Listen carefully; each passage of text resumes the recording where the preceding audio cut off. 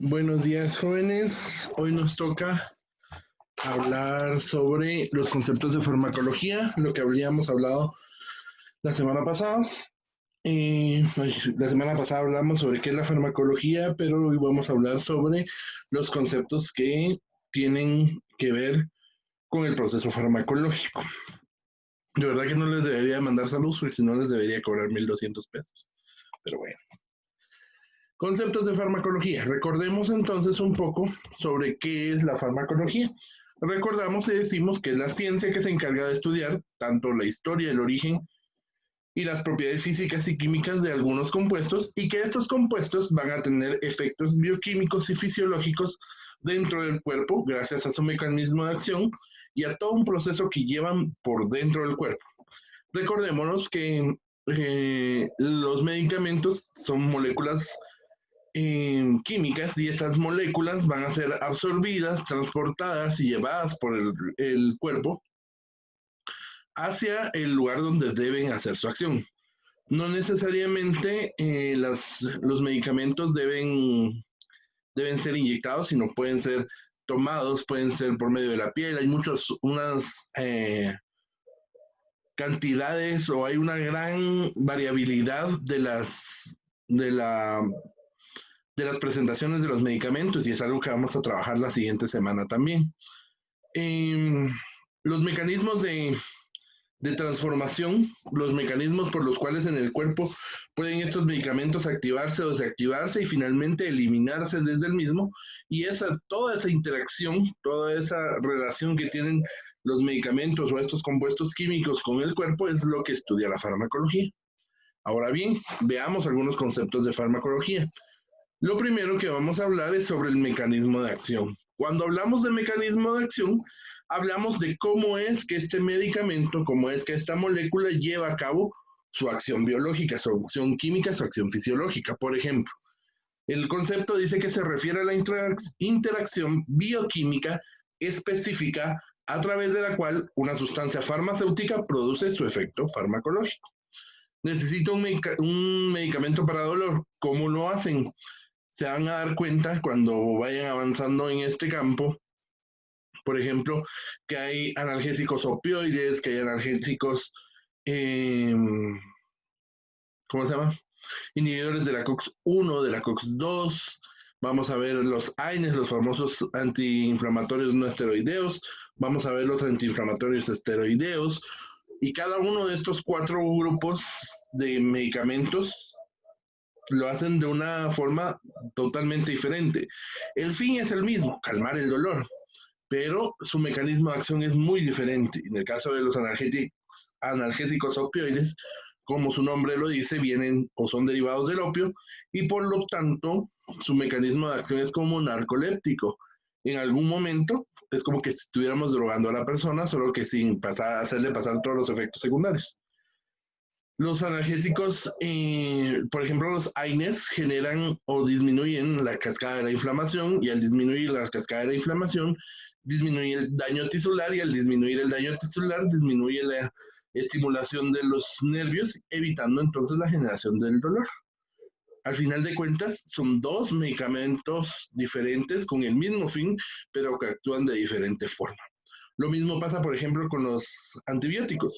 ¿Por qué a algunas personas les damos amoxicilina? ¿Por qué a algunos le damos ceftriaxona? ¿Por qué a algunos le damos meropenem? ¿Por qué a algunos le damos diferentes moléculas? Porque tienen diferente mecanismo de acción, y cada molécula tiene un mecanismo de acción establecido. Entonces, el mecanismo de acción es la forma en la cual pues estas moléculas llevan a cabo su acción terapéutica.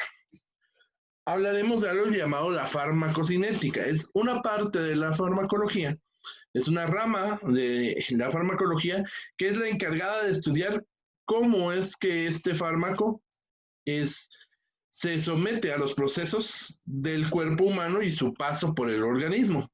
O sea, en la farmacocinética estudiamos cómo es que este medicamento entra, cómo se transforma, cómo se dirige y cómo se elimina. Aquí es donde surgen nuestros 4 conceptos importantes en farmacocinética: la absorción, la distribución, la excreción y el metabolismo. Todo también va a depender de las vías de administración, que esto también lo estudia la farmacocinética. Se van a dar cuenta que hay algunos medicamentos que solo pueden ser medicamentos inyectables. Hay otros medicamentos que no se pueden inyectar, que solo pueden ser consumidos por vía oral, porque algunos medicamentos pueden ser absorbidos por piel. Esto lo estudia la farmacocinética, desde el proceso de la absorción hasta la eliminación. Y hablando de absorción, pues es el término en el cual se define el movimiento de un fármaco hacia el torrente sanguíneo. Finalmente, todo medicamento debe ser transportado hacia el torrente sanguíneo porque el torrente sanguíneo va a ser el encargado de transportarlo a los lugares donde deben de utilizarse. Pero la absorción puede ser por varias situaciones. Como les decía, algunos medicamentos pueden ser sublinguales, o sea, por debajo de la lengua, otros pueden ser por vía oral, otros pueden ser por vía intrarrectal, otros pueden ser por vía intratecal, o sea, inyectados directamente dentro de las meninges. Y uno dice, ¿cómo les podemos hacer? ¿Por qué? Pues porque sus características químicas favorecerán su absorción dependiendo de la vía que se utiliza. Algunos medicamentos pueden inyectarse intravenosos, otros subcutáneos, otros intramusculares. ¿Por qué algunos solo pueden ser intramusculares? Porque algunos no pueden ser directamente a la vena. Porque otros deben de inyectarse al tejido subcutáneo. Toda esta situación, toda la situación de la absorción la estudia la farmacocinética y nos va a explicar cómo es que este medicamento puede llegar al torrente sanguíneo desde la vía que se está utilizando para la administración. El metabolismo es muy importante porque es un proceso por el cual dentro del organismo el fármaco suele activarse, se podría decir. Muchos de los medicamentos están en formas de profármaco. Van a investigar ustedes un poco qué es un profármaco. Pero básicamente es una molécula inactiva y esta molécula inactiva genera, no tiene acción biológica. Entra, pero así como entró, no es posible utilizarlo. Y entonces, ¿qué sucede? Se debe de activar y esa activación es el metabolismo. Algunos fármacos son metabolizados en el riñón, pero la gran mayoría entran a la máquina metabólica más grande del cuerpo, que en este caso es el hígado. Normalmente en el hígado, por medio del citocromo P450, es donde mayormente se hace el metabolismo o la activación de estas moléculas. La distribución pues va a tener que ver con cómo es que este medicamento es transportado por el torrente sanguíneo hacia el órgano donde es necesario o lugar o el punto donde es necesario que el medicamento actúe. Pero para eso, dentro de la sangre puede haber una forma en la que se pueda transportar. Algunos se transforman de forma libre, o sea, que el medicamento, la molécula va directamente en el torrente sanguíneo diluida dentro del plasma, mientras que otros deben unirse a algunas moléculas, como por ejemplo a las proteínas, principalmente la proteína más importante en el transporte de los medicamentos es la albúmina. Pregunta de examen, ¿cuál es la proteína más importante para el transporte de medicamentos? La albúmina. Normalmente la albúmina es un agente quelante, o sea, un agente que va a unirse a estos medicamentos, a estas moléculas, y las va a transportar y las va a liberar en los puntos donde sean necesarios. Y finalmente vamos a la excreción, que la excreción se entiende como la eliminación, o sea, la forma en la que se va a retirar el fármaco desde el cuerpo hacia el exterior. Pueden ser ya inalterados, ya alterados o modificados o en forma de metabolitos. Se entiende que la excreción de los fármacos puede ser por 3 vías. La vía urinaria, la vía digestiva y la vía respiratoria. Son los 3 puntos donde podemos eliminar y mayormente los fármacos. Mucho medicamento tiene una excreción renal. Por eso cuando hay falla renal hay que modificar algunas dosis de medicamentos. Hay medicamentos que una persona con una insuficiencia renal no puede consumir, que no puede utilizar porque su riñón no lo puede metabolizar, no lo puede excretar y entonces va a pasar mucho más tiempo en el cuerpo. Hay un tiempo de vida que los medicamentos pueden pasar dentro del cuerpo, hay un tiempo de acción, pero el problema es que si su vía de excreción está alterada, no se va a eliminar y puede causar también un efecto diferente. Por eso es que incluso en adultos grandes y en niños el metabolismo de los medicamentos es totalmente diferente. En la vía respiratoria son muy pocos los medicamentos que se pueden eliminar por esta vía, pero normalmente son aquellos que pueden ser diluidos o que pueden evaporarse. Y finalmente la vía más utilizada también junto con la vía renal, que de hecho es bastante importante, es la vía hepática, que es la vía digestiva, en la cual el hígado, por medio de su característica de maquinaria metabólica, va a transformar estos elementos en sustancias que van a ser eliminadas a través de las heces por medio de las sales biliares, o sea, por medio de la bilis, que se va a almacenar en la vesícula biliar. La eliminación es muy importante porque el medicamento o la sustancia no puede pasar mucho tiempo dentro del cuerpo y se va a ir consumiendo. Por eso es que algunos medicamentos tienen que utilizarse cada 6 horas, cada 8 horas, cada 12 horas, cada 24 horas, porque su tiempo de vida dentro del cuerpo va a ser, es diferente dependiendo de la tasa de eliminación que haya a nivel renal, respiratoria o digestiva. En algunos casos se pueden medir o se pueden hacer mediciones de medicamentos en el sudor o en el aliento, pero como les decía, las vías más importantes son la vía renal y la vía hepática o digestiva. Cuando hablamos de la farmacodinamia, ya ahorita terminamos de hablar de los conceptos de farmacocinética, o sea, cómo es que el medicamento se transporta en el cuerpo, pasamos a estudiar la farmacodinamia, que es cómo es que este medicamento hace su efecto. Parte de su estudio es el mecanismo de acción. Es el estudio de los efectos bioquímicos y fisiológicos que los fármacos y sus mecanismos de acción van a tener en relación a la concentración del fármaco y el efecto de este sobre el organismo.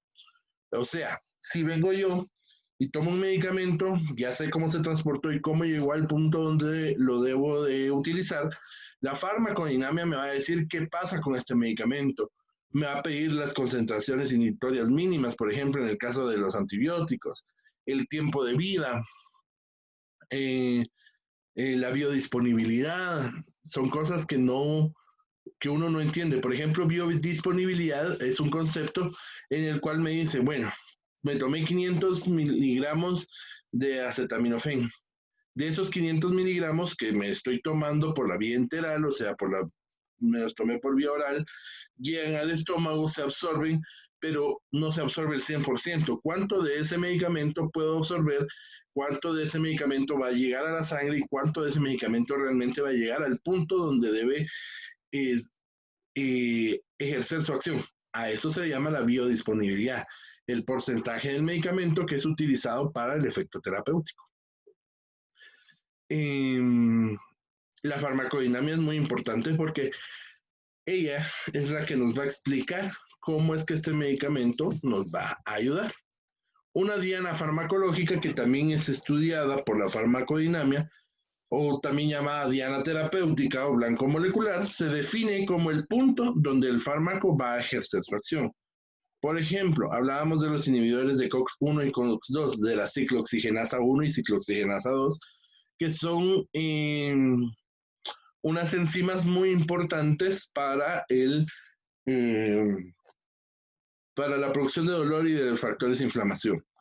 Si una molécula es específica, un medicamento es específico para COX-2, no va a utilizar la COX-1. La diana farmacológica de ese medicamento es la COX-2, la ciclooxigenasa 2. Entonces, la diana farmacológica es el punto a donde va a llegar a actuar. O, por ejemplo, hablemos de beta bloqueadores. Los beta-2 bloqueadores son muy específicos de la vía respiratoria. Por ejemplo, en el caso de los que padecen asma, se les deja salbutamol, el salbutamol es un antagonista o es un beta bloqueador. Los receptores beta son de dos tipos, beta 1 y beta 2. Los beta 2 se encuentran principalmente en el pulmón en los alvéolos en la vía respiratoria, mientras que los beta 1 se encuentran en el corazón. La diana farmacológica son los receptores beta, los beta bloqueadores, por eso se llaman beta bloqueadores. Pero ¿qué va a pasar, por ejemplo, si necesito un estimulador para o un bloqueador para receptores alfa? No puedo utilizar los beta bloqueadores porque son para, su nombre lo dice, bloqueadores beta. Entonces, si tengo mi diana beta, voy a utilizar medicamentos beta. Mientras que si tengo una diana alfa, tendría que buscar entonces un medicamento alfa para poder tener una diana terapéutica, una diana farmacológica adecuada. La siguiente semana vamos a estudiar, aquí se me olvidó poner esta situación, pero vamos a estudiar sobre las vías de administración de los medicamentos y cómo es, porque son importantes, mientras que también vamos a tratar de estudiar un poco de los antibióticos y su clasificación, la importancia de los antibióticos y por qué es que estos han sido mal utilizados durante mucho tiempo. Para realizar en casa, lo que deberán hacer es un mapa mental, un mapa conceptual sobre los conceptos, valga la redundancia, sobre los conceptos de farmacología que hemos hecho. Traten de ilustrarlos, de hacer una definición bien clara y concisa del concepto y nos vemos la próxima semana. Ha sido un gusto saludarlos. Recuérdense que yo soy... Nada, mentiras. Y nos vemos en la siguiente clase. Saludos.